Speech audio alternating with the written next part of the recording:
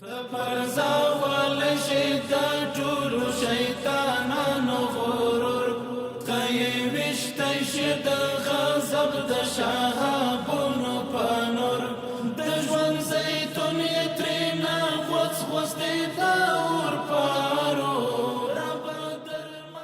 حاجی لالا السلام علیکم. وعلیکم السلام نور ستړی مسئ خیرات خوبی حاجی صاحب ډوډۍ تیاره ده هغه زویکای دې راغی وایي حاجي لالا نه راځي ډوډۍ ته مال چې خیرات وي. زما ډوډۍ ته زړه نه کېږي جان لالا چې تاسو راشئ خپله ډوډۍ وخورئ. ولې و حاجي صاحب خیرات خو به وي خدای مکه ناروغ یې که څنګه؟ نه نه ناروغ نه یم ناروغ نه یم. نو چې ناروغ نه یې خو راځه ډوډۍ وخوره موږ سره. جان لالاش زه چې کله د غزې هغه یتیمانو ته هغه زخمیانو ته هغه چې په ولږه ژوند کوي او هغه د اسرائیل هغه ظلم وحشت ته چې وینم څنګه به ډوډۍ د ستوني نه تېر سي. ولا حاجي لالا ته رښتیا وایه هر مسلمان حتی هر انسان چې وجدان ولري زړه ولري د فلسطین او غزې د مسلمانانو او مظلومانو په حال باندې زړه ټوټه ټوټه کېږي حاجي لالا. رښتیا چې هلته ماشومان د لوږې څخه مړه کېږي حاجي صاحب. دغه ټپیانو ته درمل نشته.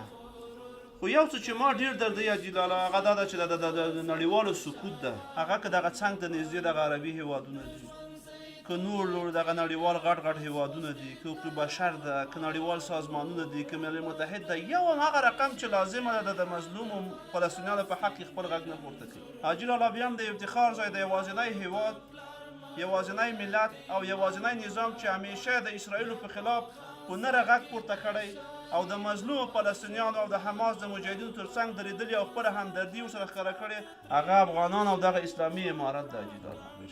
خو موږ نور څه کولی شو حاجي لالا ډېر څه مو په وس کې نسته. دعا کوو. راځه هغه ډوډۍ دې وخورو حاجي صاحب چې ټول منتظر دي. جان لالاش تاسو لاړ شئ ډوډۍ مو وخورئ چې سړېږي. ډوډۍ مې چې وخوړه هغه قاري صاحب هم ځان سره کوي او په ګډه ټول راشئ دغلته به ټول د سجدې به یو دعا وکړو.